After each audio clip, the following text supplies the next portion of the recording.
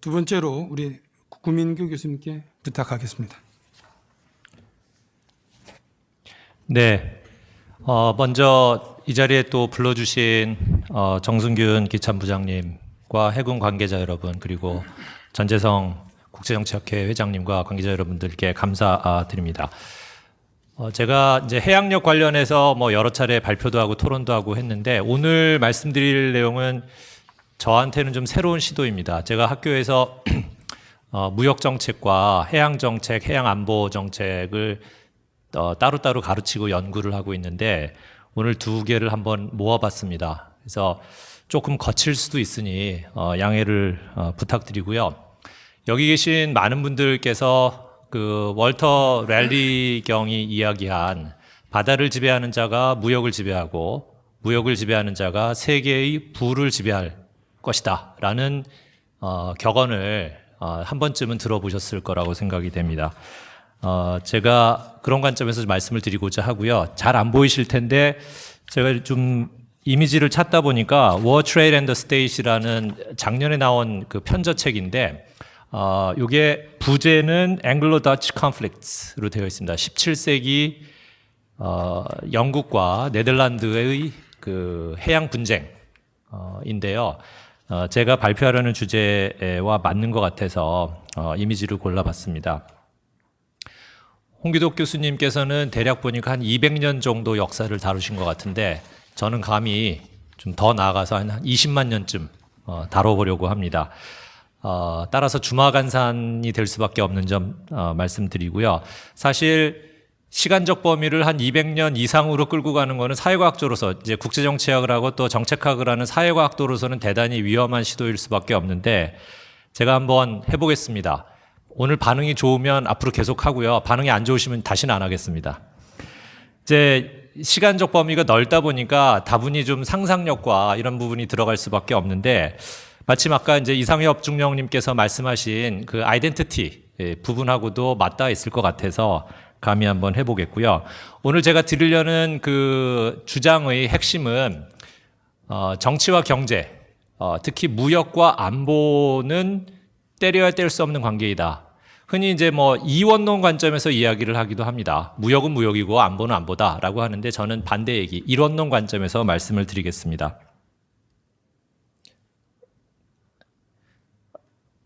그리고 네, 인류의 역사는 현생 인류입니다. 인류의 역사는 원거리 무역의 역사라고 할 수 있습니다. 현생 인류인 호모 사피엔스가 등장한 이후에 원거리 무역이 시작이 되었고요.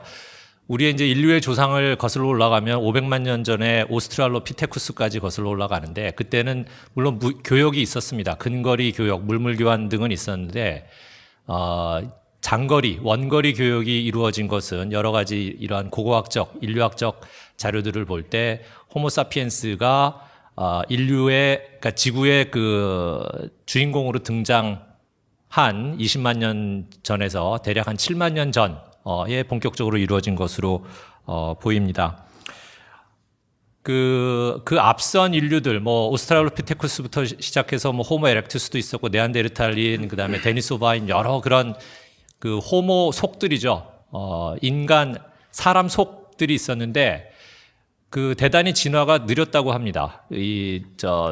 발굴되는 유물들을 보면 한 몇십만 년, 100만 년 이상씩 똑같은 그런 도구들을 사용했다고 하거든요. 자, 그런데 사피엔스에 오면서 인류의 진화 속도가 급속도로 빨라집니다. 그 이면에는 바로 무역이 있었다고 생각이 됩니다. 무역이 없었다면 사피엔스의 이런 빠른 진화는 없었을 것입니다. 자, 그래서 또 이 부분도 많이 들어보셨을 거예요. 아담 스미스가 국부론에서 밝힌 분업의 원리를 설명을 하면서 한 유명한 얘기입니다. Natural propensity to truck, barter and exchange. 이 부분인데요. 사람들이 본성적으로 교환의 그 습성을 가지고 있다라는 이야기입니다. 그리고 그 1933년부터 44년까지 오랜 기간 미국 국무부 장관을 역임한 코델 헐이 제일 좋아했던 말이 이 말이라고 합니다. When goods don't cross borders, soldiers will. 상품이 국경을 건너지 못하면 군인들이 건널 것이다. 그러니까 이 말의 의미는 이제 전간기의 어떤 이런 혼란을 극복하고 전후의 브레튼 우즈 체제 속에서 새로운 경제 질서, 국제 경제 질서, 무역 질서를 만드는 과정에서 이런 안정적인 그 무역 레짐을 만들지 못하면 전쟁이 일어날 것이라는 그런 의미, 그런 메시지를 전달을 한 것이었는데요. 사실 이 말을 잘 들여다보면 여기에 이제 본질적으로 무역과 안보 그리고 전쟁 간의 뗄래야 뗄 수 없는 그런 이론론적인 관점이 숨어 있다고 생각이 됩니다. 사실 그 사피엔스의 미스테리 중에 하나가 한 3만 년 전쯤에 다른 속들이, 인간 속들이 다 절멸을 했다고 합니다. 네안데르탈린도 흔적 없이 사라졌고요. 데니소바인도 사라졌다고 하는데 아마도 네안데르탈린들이나 다른 인류들이 유인원들이 무역을 할 줄 알았다면 사피엔스와 공존할 수 있었을 겁니다. 근데 무역을 할 줄 몰랐던 것 같아요. 하다 보니까 그냥 약탈하고 대량 사륙으로 이어진 것이라고 생각이 됩니다. 따라서 이러한 그 무역과 안보의 변증법이라는 것이 결국은 서양의 주요 전쟁사에도 드러난다고 생각을 하고 제가 그래서 다시 한번 들여다봤거든요. 먼저 트로이 전쟁부터 시작하겠습니다. 트로이 전쟁은 물론 이제 역사적으로 그 실제 있었던 전쟁이라는 그런 사료를 통해서 밝혀지기도 하지만 기본적으로는 그리스 신화인데요. 이제 선사 시대를 거쳐서 역사 시대로 들어오면서도 역시 무역이 대단히 중요한 역할을 합니다. 4대 문명이 모두 무역과 전쟁을 통해서 성장을 했고요. 고대 그리스만 보더라도 기본적으로 그 발칸반도 남쪽에 있었기 때문에 산악지대입니다.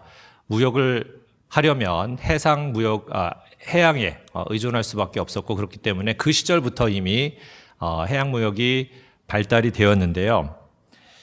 그 트로이 전쟁의 배경도 바로 이것입니다. 우리가 알고 있는 그 트로이 전쟁의 내용들은 호머의 그 오디세우스, 오디세이 이야기나 일리아드, 아킬레우스가 나오죠. 일리아드 등을 통해서인데요. 이제 여기서는 신화적으로 각색이 되었습니다만 사실 이거를 가만히 들여다보면 무역 전쟁이었습니다. 무역을 놓고 그 해상 패권을 놓고 벌어진 트로이와 그리스 도시국가들 간의 전쟁이었고요.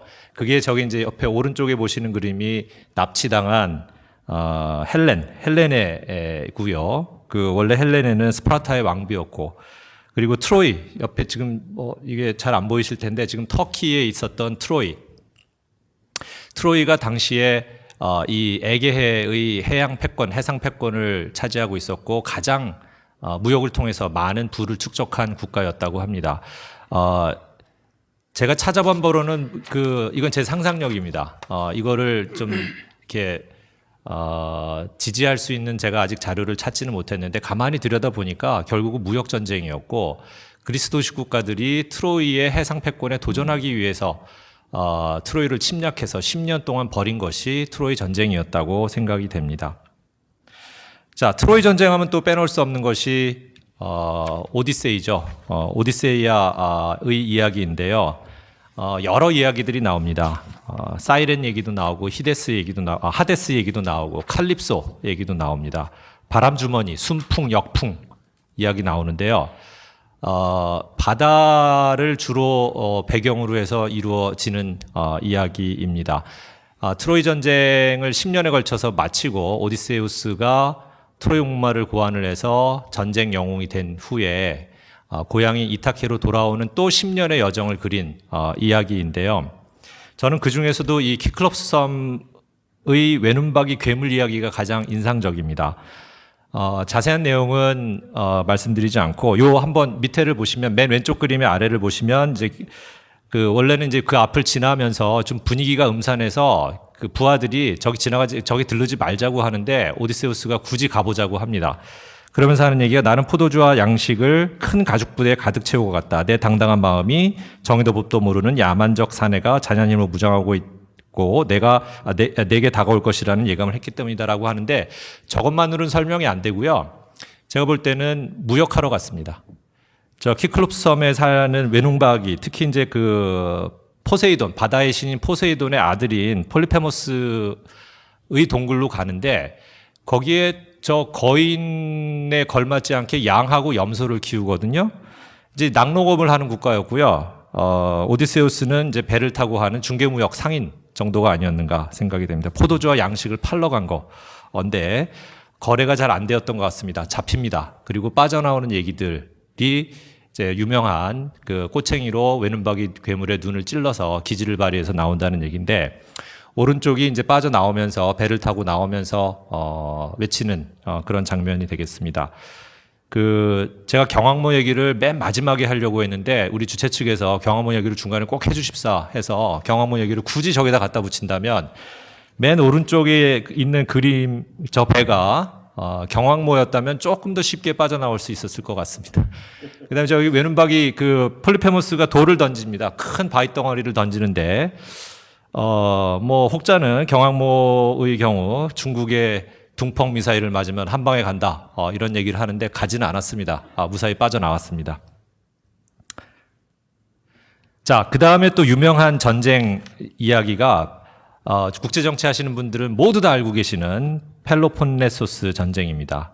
앞에 트로이 전쟁은 기원전 한 12세기 정도였고 펠로폰네소 전쟁은 그리스가 트로이 전쟁 이후에 이제 페르시아와의 또 싸움을 거쳐서 지중해 패권을 장악한 이후에 벌어지는 이야기인데요. 이때 당시에 이제 강국이었던 스파르타를 중심으로 한 펠로폰네소스 동맹과 새로운 신흥 강국인 아테네를 중심으로 한 델로스 간의 싸움이 되겠습니다. 여기서도 결국은 저는 바다를 둘러싼 제해권을 둘러싼 싸움이었다고 생각이 됩니다. 그램 앨리슨이 이야기한 Destined for War에서 잘 드러나지 않은 부분이기도 해서 제가 말씀을 드렸고요. 또 건너가면 로마의 흥망성쇠도 바다에서 시작해서 바다에서 끝났습니다. 이제 포에니 전쟁 3차에 걸친 포에니 전쟁을 통해서 지중해 패권을 장악을 합니다. 그런데 이게 독이 됐어요. 아무도 로마의 그 패권에 도전을 안 했습니다. 그러다 보니까 바다에 대한 투자를 게을리했어요. 그러면서 대략 그 악티움 해전 이후에는 로마 해군이 큰 저기가 없고요. 대개 이제 연해, 근해 방어 정도로 하고 여기서의 결정적인 패착이 원거리 무역을 포기합니다. 포기하면서 원거리 무역을 아랍 상인들에게 맡겨요. 그러면서 로마가 서서히 기울기 시작하고요. 그 중세 시대에 그래서 장거리 교역은 아랍 상인들이 장악을 하게 됩니다. 고대 로마 시대 이후부터 장악을 하는데 이 아랍이라는 그러니까 무슬림이 발전하는데 로마가 결정적인 기여를 한 것이 무엇이냐면 이 바로 장거리 교역, 원거리 교역, 중개 무역의 공간을 열어준 것이라고 할 수 있습니다. 거의 1000년간 중개 무역을 하는데 여기 이제 아랍 상선이라고 했는데요. 이게 지금 요즘 말로 하면은 파라 밀리터리 그룹입니다. 군대와 상선이 구분이 안 되는 그 일체형이 되겠습니다. 이런 체제가 1000년 정도 갔고요. 아마 14세기 흑사병이 없었다면 아랍의 이 패권이 제해권이 좀 더 오래 갔을 겁니다. 그러면서 이제 근대로 넘어오는데요. 근대에서도 중요한 점은 이제 중상주의, 그러니까 중상주의 시대에서도 국가 안보가 이제 본격적으로 다시 논의되기 시작하는데, 이 부분에서도 제가 한 말씀만 드리겠습니다. 여기 중간에 보시면 중상주의 시대의 주요국은 대상선을 중시했다. 바다가 중요했습니다. 바다를 통한 교역이 중요했고 그것이 곧 국가 안보와 직결이 되었기 때문입니다. 이 부분에서도 대상선을 요즘 시대의 경항모로 우리가 생각할 수 있지 않을까. 경항모 다시 한번 언급드리고 넘어가고요. 그리고 또 자유해양론과 폐쇄해양론 이야기도 다 아실 텐데요. 여기서 중요한 역할을 한 사람이 휴고 그로티우스입니다. 휴고 그로티우스가 아주 그냥 아이디얼리스트적인 그 국제법 학자로만 알려져 있는데 사실은 전쟁권이라는 것을 체계화한 대단히 현실주의적인 학자입니다. 그 자유해양론을 집필을 하고 이어서 전쟁과 평화의 법이라는 것을 집필을 하면서 무역과 전쟁, 그 때려야 뗄 수 없는 관계를 이론적으로 집대성한 분이라고 할 수가 있겠습니다. 그 다음에 이 부분도 아마 잘 모르셨을 것 같아서 제가 좀 소개를 드리면요. 애덤 스미스는 우리가 흔히 자유무역의 원조라고 알려져 있는데 대단히 중상주의적이고 사실은 국가주의적인 관점을 가진 분이었어요. 단적으로 어디서 알 수 있냐면 이게 이제 아담 스미스의 안보관을 보여주는 건데요. 영국의 국방은 선원 선박수에 크게 의존하고 있다. 그러므로 외국 선박에 대해 때로는 절대적으로 금지하는 방법으로, 때로는 무거운 세금을 부과하는 방법으로 등등 항해법을 지지를 합니다. 네덜란드나 경쟁국인 프랑스에게 득이 되지 않는 것이라면 지지를 했어요. 특히 이 부분에서 우리가 중요하게 봐야 될 부분은 항해법을 지지를 했다라는 점이고요. 그래서 이제 빨리 지나갔습니다. 빨리 지나가서 이제 미중 간 무역 전쟁 투키티데스 함정은 앞서 이제 1세션도 그렇고 홍기덕 교수님께서도 말씀을 해주셨기 때문에 생략을 하고요. 이제 결론입니다. 결론적으로 저희가 앞으로의 세계사는 지금까지와 같이 바다를 중심으로 전개가 될 것입니다. 제가 드리고 싶은 말씀을 한마디로 요약을 한다면 뭐 마한 얘기를 굳이 꺼내지 않더라도 바다를 우리가 지키지 않으면 무역을 지킬 수 없고요. 무역을 지키지 않으면 국가 경제를 지킬 수 없습니다. 자, 그래서 제가 결론으로 드리고 싶은 말씀은 오늘 이 자리에 많은 분들이 경항모를 논의하기 위해서 또 모이신 측면도 있는데 저는 경항모를 넘어서야 된다고 생각을 합니다. 경항모가 너무 이제 경항모 요즘 이러다 보니까 마치 경항모가 모든 것들을 풀어줄 수 있는, 우리가 안고 있는 모든 문제를 풀어줄 수 있는 것처럼 생각을 할 수도 있는데 경항모는 필요 조건이지 충분 조건은 아니다라는 말씀을 드리면서 발표를 마치도록 하겠습니다.